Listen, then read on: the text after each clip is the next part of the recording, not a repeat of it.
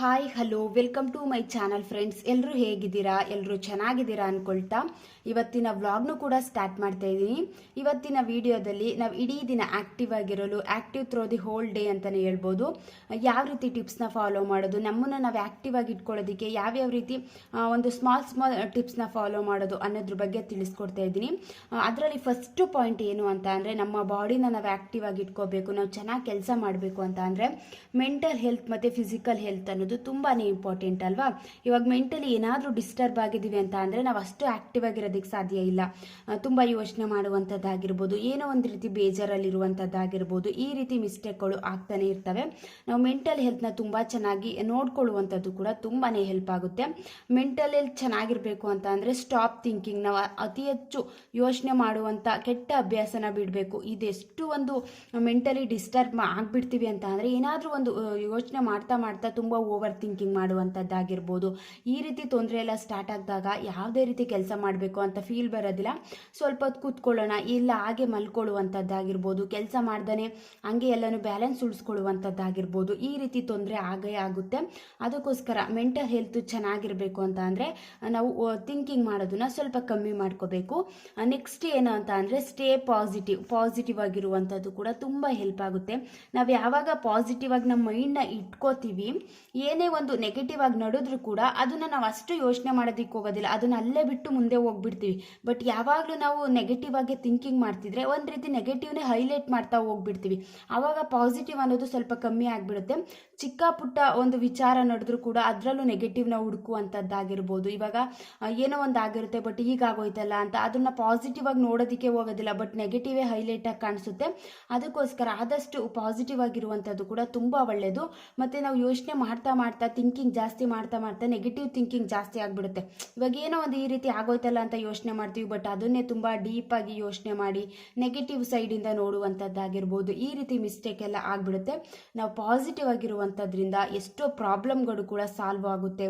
ನಮ್ಮ ಮೆಂಟಲಿ ತುಂಬ ರಿಲೀಫ್ ಅನ್ನೋದು ಸಿಗುತ್ತೆ. ಮೆಂಟಲ್ ಹೆಲ್ತ್ ಚೆನ್ನಾಗಿರಬೇಕು ಅಂತ ಅಂದರೆ ಇವೆರಡು ತುಂಬಾ ಇಂಪಾರ್ಟೆಂಟ್ ಆಗುತ್ತೆ. ನೆಕ್ಸ್ಟ್ ಏನು ಅಂತ ಅಂದರೆ ಫಿಸಿಕಲ್ ಹೆಲ್ತ್. ನಮ್ಮ ಫಿಸಿಕಲಿ ತುಂಬ ಚೆನ್ನಾಗಿದ್ದೀವಿ, ನಾವು ಫಿಟ್ ಆಗಿದ್ದೀವಿ ಅಂತ ಅಂದರೆ ನಮ್ಮ ಬಾಡಿನೂ ಕೂಡ ತುಂಬ ಆ್ಯಕ್ಟಿವ್ ಆಗಿರುತ್ತೆ. ನಾವು ಫಿಸಿಕಲಿ ತುಂಬ ಡಿಸ್ಟರ್ಬ್ ಆಗಿದ್ದೀವಿ, ಫಿಸಿಕಲ್ ಹೆಲ್ತ್ನೇ ಸರಿಯಾಗಿ ನೋಡ್ಕೋತಾ ಇಲ್ಲ, ನಮ್ಮ ಆರೋಗ್ಯನೇ ಸರಿಯಾಗಿ ಗಮನ ಕೊಡ್ತಾ ಇಲ್ಲ ಅಂತ ಅಂದರೆ ನಮಗೆ ಎನರ್ಜಿ ಲೆವೆಲ್ ಅನ್ನೋದು ಕೂಡ ಕಮ್ಮಿ ಆಗಿಬಿಡುತ್ತೆ. ಇಡೀ ದಿನ ಆ್ಯಕ್ಟಿವ್ ಆಗಿರೋದಕ್ಕಾಗೋದಿಲ್ಲ, ಕೆಲಸ ಮಾಡೋದಕ್ಕೂ ಕೂಡ ಸುಸ್ತಾಗುವಂಥದ್ದಾಗಿರ್ಬೋದು. ನಮ್ಮ ಬಾಡಿನೇ ನಮಗೆ ಸಪೋರ್ಟ್ ಕೊಡಲಿಲ್ಲ ಅಂತ ಅಂದರೆ ಈಗಾಗೋಯ್ತಲ್ಲ, ಎಲ್ಲ ಸರಿ ಇದ್ದು ಏನಾದರೂ ಒಂದು ಮಿಸ್ಸಿಂಗ್ ಅಂತ ಹೇಳ್ತೀವಲ್ವ, ಅದು ಆರೋಗ್ಯ. ಎಲ್ಲ ಇರುತ್ತೆ, ಬಟ್ ಆರೋಗ್ಯನೇ ಚೆನ್ನಾಗಿರಲ್ಲ. ಅದಕ್ಕೋಸ್ಕರ ನಮ್ಮ ಫಿಸಿಕಲ್ ಹೆಲ್ತ್ನು ಕೂಡ ಚೆನ್ನಾಗಿ ನಾವು ಬ್ಯಾಲೆನ್ಸ್ ಮಾಡ್ಕೊಂಡು ನೋಡ್ಕೊಳ್ಳುವಂಥದ್ದು ಕೂಡ ತುಂಬ ಇಂಪಾರ್ಟೆಂಟ್ ಆಗುತ್ತೆ. ಫಿಸಿಕಲ್ ಹೆಲ್ತ್ ಚೆನ್ನಾಗಿರಬೇಕು ಅಂತಂದರೆ ಈಟ್ ನ್ಯೂಟ್ರಿಷನ್ ಫುಡ್ಡು, ಹೆಲ್ತಿ ಫುಡ್ಡು ಮತ್ತು ಫ್ರೆಶ್ ಫುಡ್ಡು, ಯಾವಾಗಲೂ ಒಂದು ಹೆಲ್ತಿಯಾಗಿ ತಿನ್ನುವಂಥದ್ದಾಗಿರ್ಬೋದು. ಫ್ರೆಶ್ ಫುಡ್ ಅಂತ ಅಂದರೆ ಇವಾಗ ಹೋಟೆಲ್ ಫುಡ್ಗಳೆಲ್ಲ ಮನೆಯಲ್ಲೇ ಮಾಡಿರುವಂಥ ಊಟಗಳನ್ನ ತಿನ್ನುವಂಥದ್ದಾಗಿರ್ಬೋದು, ತರಕಾರಿ, ಹಸಿರು ತರಕಾರಿಗಳು, ವೆಜಿಟೇಬಲ್ಸು, ಈ ರೀತಿ ಹೆಲ್ತಿ ಫುಡ್ನ ತಿನ್ನುವಂಥದ್ದು ತುಂಬಾ ಇಂಪಾರ್ಟೆಂಟು. ಇವಾಗ ಹೆಲ್ತಿಯಾಗಿ ಚೆನ್ನಾಗಿ ತಿಂದಿದ್ದೀವಿ ಅಂತ ಅಂದರೆ ನಮ್ಗೆ ಎನರ್ಜಿ ಅನ್ನೋದು ಜಾಸ್ತಿ ಸಿಗುತ್ತೆ. ಒಂದು ರೀತಿ ನೆಕ್ಸ್ಟ್ ಕೆಲಸ ಮಾಡ್ಕೊಳ್ಳೋಣ ಅನ್ನೋ ರೀತಿ ಮೂಡ್ ಬಂದೇ ಬರುತ್ತೆ. ಬಟ್ ನಾವು ಬೆಳಗ್ಗೆನೇ ಏನಾದರೂ ಒಂದು ಇಷ್ಟ ಆಗಿಲ್ಲದೆ ಹೋಗಿರುವಂಥ ತಿಂಡಿನ ತಿಂದ್ಬಿಟ್ವಿ, ಒಂದು ಒಳ್ಳೆ ರೀತಿ ತಿಂಡಿನ ತಿನ್ನಲಿಲ್ಲ ಅಂತ ಅಂದಾಗ ಒಂದು ರೀತಿ ಇಡೀ ದಿನ ಬೇಜಾರಲ್ಲಿ ಇರುವಂಥದ್ದಾಗಿರ್ಬೋದು, ಅದು ನಮ್ಮ ಬಾಡಿಗೆ ಅಷ್ಟು ಕೂಡ ಎನರ್ಜಿ ಲೆವೆಲ್ನ ಕೊಡೋದಿಲ್ಲ. ಅದಕ್ಕೋಸ್ಕರ ನಮ್ಮ ಫಿಸಿಕಲ್ ಹೆಲ್ತ್ ಚೆನ್ನಾಗಿರಬೇಕು ಅಂತ ಅಂದರೆ ಒಂದು ಹೆಲ್ತಿ ಫುಡ್, ಒಂದು ನ್ಯೂಟ್ರಿಷನ್ ಫುಡ್ನ ತಿನ್ನುವಂಥದ್ದು ಕೂಡ ತುಂಬಾ ಇಂಪಾರ್ಟೆಂಟು. ನೆಕ್ಸ್ಟ್ ಏನು ಅಂತ ಅಂದರೆ ಡೈಲಿ ಒಂದು 6 to 7 ಲೀಟರ್ ನೀರು ಕುಡಿಯೋದ್ರಿಂದನೂ ಕೂಡ ನಮ್ಮ ಬಾಡಿ ಆ್ಯಕ್ಟಿವ್ ಆಗಿರುತ್ತೆ. ಇವಾಗ ಎಷ್ಟೇ ಸುಸ್ತಾಗ್ತಿದೆ ಅಂತ ಅಂದರೆ ಸರಿಯಾದ ಟೈಮ್ ತಿಂಡಿ ತಿನ್ನೋಕೆ ಆಗಲಿಲ್ಲ ಅಂದರೂ ಕೂಡ ಸ್ವಲ್ಪ ನೀರನ್ನ ಕುಡಿದ್ಬಿಟ್ವಿ ಅಂದರೆ ಆ ಟೈಮ್ಗೆ ನಮಗೆ ಎನರ್ಜಿ ಲೆವೆಲ್ ಸಿಕ್ಕಂಗೆ ಆಗಿಬಿಡುತ್ತೆ. ಒಂದು ರೀತಿ ಅಪ್ಪ ಸಮಾಧಾನ ಆಯಿತು, ಇವಾಗ ಒಂದು ಸ್ವಲ್ಪ ರಿಲೀಫ್ ಸಿಕ್ತು ಅನ್ನೋ ರೀತಿ ಫೀಲ್ ಅಂತೂ ಬಂದೇ ಬರುತ್ತೆ. ಇವಾಗಂತೂ ಸಮ್ಮರ್ ಟೈಮ್ ಇರೋದ್ರಿಂದ ನಮ್ಮ ಬಾಡಿ ಬೇಗ ಡಿಹೈಡ್ರೇಷನ್ ಆಗಿಬಿಡುತ್ತೆ. ಅದಕ್ಕೋಸ್ಕರ ಒಂದು 6 to 7 ಲೀಟರ್ ನೀರನ್ನ ಕುಡಿಯುವಂಥದ್ದು ಕೂಡ ತುಂಬ ಒಳ್ಳೆಯದು. ಅದರಿಂದನೂ ಕೂಡ ನಮ್ಮ ಫಿಸಿಕಲ್ ಹೆಲ್ತ್ ಅನ್ನೋದು ತುಂಬಾ ಚೆನ್ನಾಗಿರುತ್ತೆ. ನೆಕ್ಸ್ಟ್ ಪಾಯಿಂಟ್ ಏನು ಅಂತಂದರೆ ಫಿಸಿಕಲ್ ಹೆಲ್ತ್ ಚೆನ್ನಾಗಿರಬೇಕು ಅಂತ ಅಂದರೆ ನಮ್ಮ ಸ್ಲೀಪ್ ಕ್ವಾಲಿಟಿ ಅನ್ನೋದು ಅಷ್ಟೇ ಚೆನ್ನಾಗಿರಬೇಕು. ಒಂದು ಕ್ವಾಲಿಟಿ ಆಫ್ ಸ್ಲೀಪ್ ಅಂತೀವಲ್ವ, ಇವಾಗ ತುಂಬ ಜನನ ನೋಡಿ ನೈಟ್ ಒಂದು 10 ಗಂಟೆಗೆಲ್ಲ ಮಲ್ಕೋತಿರ್ತಾರೆ, ಬಟ್ ಬೆಳಗ್ಗಿನ ಟೈಮು 4 ಗಂಟೆಗೆ ಎದ್ದಿರ್ತಾರೆ. ಅವರು ತುಂಬ ಡೀಪಾಗಿ ಕ್ವಾಲಿಟಿ ಆಫ್ ಸ್ಲೀಪ್ನ ಮಾಡಿರ್ತಾರೆ. ಇವಾಗ ನಾವು ಒಂದು 9 ಗಂಟೆಗೆ ಮಲ್ಕೊಂಡ್ರು ಕೂಡ ಮಾರ್ನಿಂಗ್ ಟೈಮ್ ಲೇಟಾಗಿ ಎದ್ದರೂ ಕೂಡ ನಮ್ಗೆ ಅಷ್ಟು ನಿದ್ದೆ ಆಗಿಲ್ವೇನೋ ಅನ್ನೋ ಫೀಲ್ ಬರುತ್ತೆ. ನಾವು ಅಷ್ಟು ಕ್ವಾಲಿಟಿ ಸ್ಲೀಪ್ ಮಾಡಿರಲ್ಲ, ತುಂಬ ಗಾಢವಾದ ನಿದ್ದೆ ಅಂತ ಹೇಳ್ತೀವಲ್ವ, ಒಂದು ರೀತಿ ಆರಾಮಾಗಿ ತುಂಬ ಡೀಪಾಗಿ ಸ್ಲೀಪ್ ಮಾಡುವಂಥದ್ದು ಕೂಡ ತುಂಬ ಒಳ್ಳೆಯದು. ಬೆಳಗಿಂದ ಸಂಜೆ ತನಕ ಕೆಲಸ ಮಾಡಿದ್ದೀವಿ ಅಂದಾಗ ಒಂದು ಒಳ್ಳೆ ರೀತಿ ನಿದ್ದೆ ಮಾಡಿಬಿಟ್ಟು ಮಾಡಿಬಿಟ್ವಿ ಅಂದರೆ ಒಂದು ರೀತಿ ಬಾಡಿಗೆ ಎಷ್ಟು ಖುಷಿ ಕೊಡುತ್ತೆ ಅಂದರೆ ಅಪ್ಪ ಸಮಾಧಾನ. ಎಷ್ಟೇ ಸುಸ್ತಾಗಿದ್ರು ಕೂಡ ನಿದ್ದೆ ಅನ್ನೋದು ವೆರಿ ಇಂಪಾರ್ಟೆಂಟ್. ನಮ್ಮ ಬಾಡಿಗೆ ರೆಸ್ಟ್ ಅನ್ನೋದು ಬೇಕೇ ಬೇಕಾಗುತ್ತೆ. ಇವಾಗ ಒಂದಿನ ಏನಾದರೂ ನಾವು ನೈಟು ನಿದ್ದೆಗೆ ಇಟ್ಬಿಟ್ವಿ ಅಂತ ಅಂದರೆ ಅದನ್ನು ನಾವು ಕರೆಕ್ಟಾಗಿ ನಮ್ಮ ಡೈಲಿ ರುಟೀನ್ಗೆ ನಾವು ಮ್ಯಾನೇಜ್ ಮಾಡ್ಕೋಬೇಕು ಅಂತಂದರೆ 3-4 ಡೇಸ್ ಆಗಿಬಿಡುತ್ತೆ. ಅಲ್ಲಿವರೆಗೂ ಏನೋ ಒಂದು ಮಿಸ್ ಆಗ್ತಿದೆ, ಏನೋ ಒಂದು ಸರಿ ಆಗ್ತಿಲ್ಲ, ನನಗೆ ಏನಾದರೂ ಒಂದು ತಲೆನೋವು ಬರುವಂಥದ್ದಾಗಿರ್ಬೋದು, ಈ ರೀತಿ ತೊಂದರೆಗಳೆಲ್ಲ ಸ್ಟಾರ್ಟ್ ಆಗಿಬಿಡ್ತವೆ. ಆದಷ್ಟು ಒಂದು 5 to 6 hours ಆದರೂ ನಾವು ಕ್ವಾಲಿಟಿ ಆಫ್ ಸ್ಲೀಪ್ನ ಮಾಡುವಂಥದ್ದು ಕೂಡ ತುಂಬ ಒಳ್ಳೆಯದು. ಇದರಿಂದನೂ ಕೂಡ ನಮ್ಮ ಫಿಸಿಕಲ್ ಹೆಲ್ತ್ ಅನ್ನೋದು ತುಂಬ ಚೆನ್ನಾಗಿರುತ್ತೆ.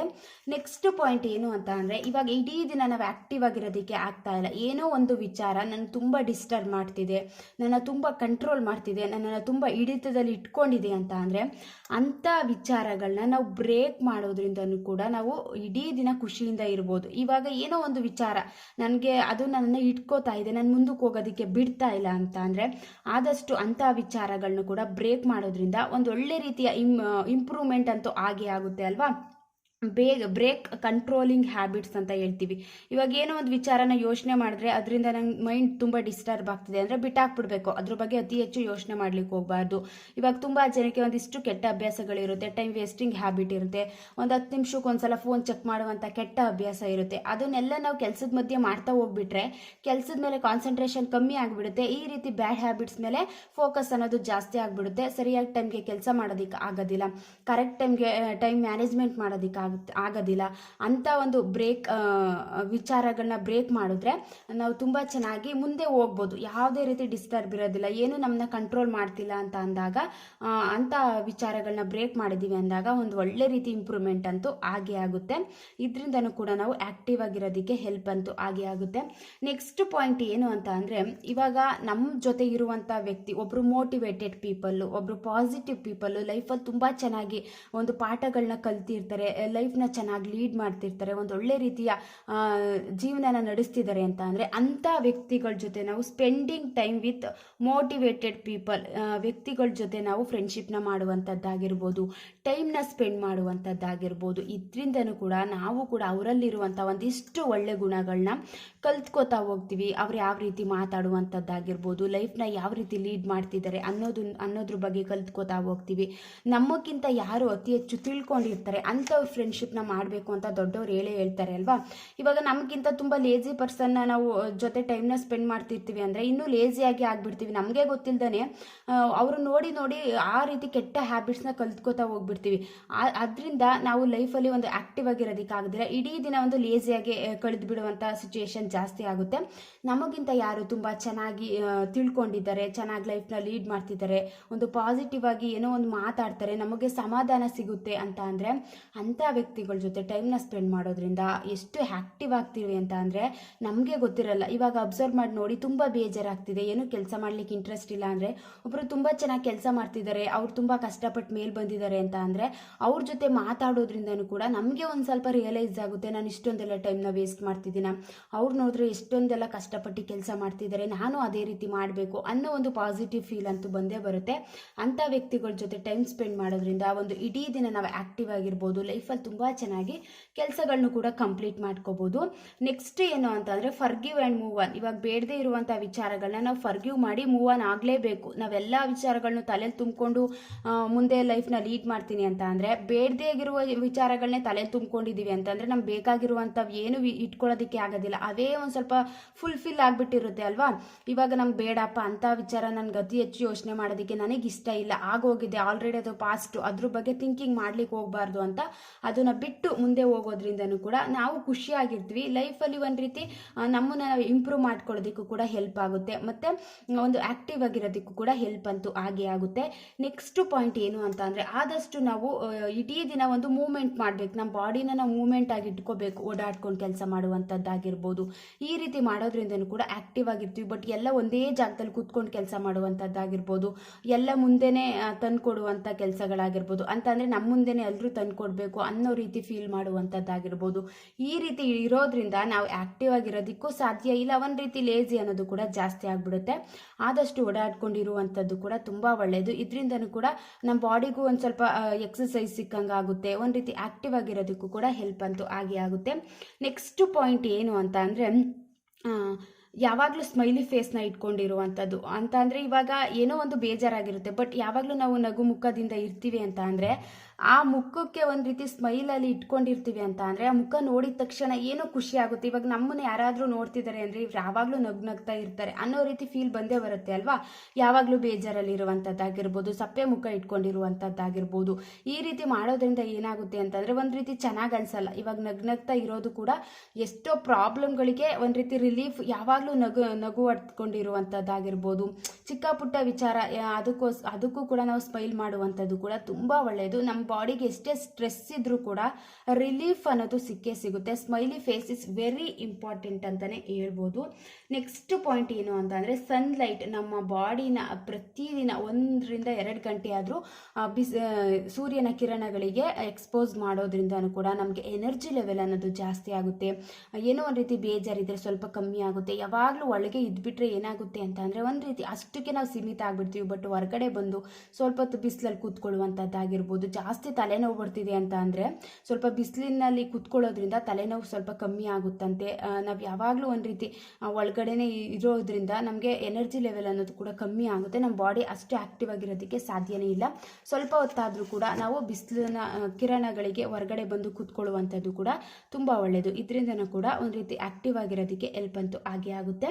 ನೆಕ್ಸ್ಟ್ ಪಾಯಿಂಟ್ ಏನು ಅಂತ ಅಂದರೆ ಕ್ಲೀನ್ ಹೋಮ್. ಅದರಲ್ಲೂ ಹೌಸ್ ವೈಫ್ಗಳಿಗಂತೂ ಒಂದು ಮನೆ ಚೆನ್ನಾಗಿ ಕ್ಲೀನಾಗಿ ಇಟ್ಕೊಂಡಿದ್ದೀವಿ ಅಂತ ಅಂದರೆ ಇಡೀ ದಿನ ಆ್ಯಕ್ಟಿವ್ ಆಗಿರ್ತೀವಿ. ಇವಾಗ ಬೆಳಗ್ಗೆನೆ ಎಲ್ಲ ಮನೆಯೆಲ್ಲ ಒರೆಸಿ ನೀಟಾಗಿ ಕಸ ಗುಡಿಸಿ ಪಾತ್ರೆ ತೊಳೆದು ಎಲ್ಲ ಕೆಲಸ ಆಗಿದೆ ಅಂದರೆ ಒಂದು ಇಡೀ ದಿನ ಖುಷಿ. ಇವತ್ತೆಲ್ಲ ಕೆಲಸ ಆಗೋಗಿದೆ, ಆರಾಮಾಗಿ ಸ್ವಲ್ಪ ರಿಲೀಫ್ ಮಾಡ್ಕೋಬೋದು. ನಾನು ಸ್ವಲ್ಪ ಹೊತ್ತು ಮಧ್ಯಾಹ್ನದ್ದು ನ್ಯಾಪ್ ಟೈಮ್ ಅಂತ ತಗೋಬೋದು ಅನ್ನೋ ರೀತಿ ಫೀಲ್ ಬರುತ್ತೆ. ನಮ್ಮ ಸರೌಂಡಿಂಗ್ಸ್ ಚೆನ್ನಾಗಿದೆ ಅಂದಾಗ ನಮ್ಮ ಮನಸ್ಸು ಕೂಡ ಅಷ್ಟೇ ಚೆನ್ನಾಗಿರುತ್ತೆ. ಇದರಿಂದನೂ ಕೂಡ ನಾವು ಇಡೀ ದಿನ ಆ್ಯಕ್ಟಿವ್ ಆಗಿ ಇದ್ದೇ ಇರ್ತೀವಿ. ನೆಕ್ಸ್ಟ್ ಪಾಯಿಂಟ್ ಏನು ಅಂತ ಅಂದರೆ ವಾಕಿಂಗ್ ಮಾಡುವಂಥದ್ದು. ಅಟ್ಲೀಸ್ಟ್ ಎಕ್ಸಸೈಸ್ ಮಾಡಲಿಲ್ಲ ಅಂದರೂ ಕೂಡ ವಾಕಿಂಗ್ನಾದರೂ ಮಾಡೋದ್ರಿಂದ ನಮ್ಮ ಹೆಲ್ತ್ಗೂ ಕೂಡ ತುಂಬ ಒಳ್ಳೆಯದು. ನಮ್ಮ ಫಿಸಿಕಲ್ ಹೆಲ್ತ್ ಚೆನ್ನಾಗಿದೆ ಅಂತ ಅಂದರೆ ನಾವು ಕೂಡ ಒಂದು ಚೆನ್ನಾಗಿ ಲೈಫ್ನ ಲೀಡ್ ಮಾಡ್ಬೋದು. ನೆಕ್ಸ್ಟ್ ಪಾಯಿಂಟ್ ಏನು ಅಂತ ಅಂದರೆ ಇದು ವೆರಿ ಇಂಪಾರ್ಟೆಂಟ್. ಇದು ಕರೆಕ್ಟಾಗಿ ಮಾಡಿದ್ವಿ ಅಂತ ಅಂದರೆ ನೆಕ್ಸ್ಟ್ ಎಲ್ಲನೂ ಕೂಡ ನಾವು ಚೆನ್ನಾಗಿ ಬ್ಯಾಲೆನ್ಸ್ ಮಾಡ್ಕೋಬೋದು. Early morning, get up early morning, wake up early morning. ಇದರಿಂದನೂ ಕೂಡ ನಾವು ಚೆನ್ನಾಗಿ ಆ್ಯಕ್ಟಿವ್ ಆಗಿರ್ತೀವಿ. ಬೆಳಗ್ಗೆನೇ ಲೇಟಾಗಿ ಎದ್ಬಿಟ್ವಿ ಅಂತ ಅಂದರೆ ಒಂದಿನ ಲೇಸಿ ಡೇ ಅಂತಲೇ ಹೇಳ್ಬೋದು. ಆ ದಿನ ನಾವು ಖುಷಿಯಾಗಿರೋದಕ್ಕೆ ಸಾಧ್ಯ ಇಲ್ಲ, ಎಲ್ಲ ಕೆಲಸಗಳನ್ನೂ ಕೂಡ ಸರಿಯಾಗಿ ಮುಗಿಸ್ಕೊಳ್ಳೋದಕ್ಕಾಗೋದಿಲ್ಲ. ಬಟ್ ಅರ್ಲಿ ಮಾರ್ನಿಂಗ್ ಬೇಗ ಎದ್ವಿ ಅಂತ ಅಂದರೆ ಒಂದು ರೀತಿ ಆ್ಯಕ್ಟಿವ್ ಆಗಿ ಇಡೀ ದಿನ ಹೋಲ್ ಡೇ ಚೆನ್ನಾಗಿ ಟೈಮ್ ಪ್ರಕಾರ ಕೆಲಸ ಅನ್ನೋದನ್ನು ಕೂಡ ಕಂಪ್ಲೀಟ್ ಮಾಡ್ಕೋಬೋದು. ಈ ರೀತಿ ಚಿಕ್ಕ ಪುಟ್ಟ ಟಿಪ್ಸ್ನ ಫಾಲೋ ಮಾಡ್ಕೊಂಡು ನೋಡಿ ಒಂದು ಇಡೀ ದಿನ ಆ್ಯಕ್ಟಿವ್ ಆಗಿರೋದಕ್ಕೆ ಹೆಲ್ಪ್ ಅಂತೂ ಆಗೇ ಆಗುತ್ತೆ. ಯಾರಾದರೂ ಫಸ್ಟ್ ಟೈಮ್ ನೋಡ್ತಿದ್ರೆ ಸಬ್ಸ್ಕ್ರೈಬ್ ಮಾಡಿಕೊಂಡು ವಿಡಿಯೋನ ಕೊನೆ ತನಕ ನೋಡಿ ಅಂತ ಹೇಳ್ತಾ ಇವತ್ತಿನ ವ್ಲಾಗ್ನ ಇಲ್ಲಿಗೆ ಎಂಡ್ ಮಾಡ್ತಾ ಇದ್ದೀನಿ. Thank you for watching. Next ವ್ಲಾಗಲ್ಲಿ ಸಿಗ್ತೀನಿ.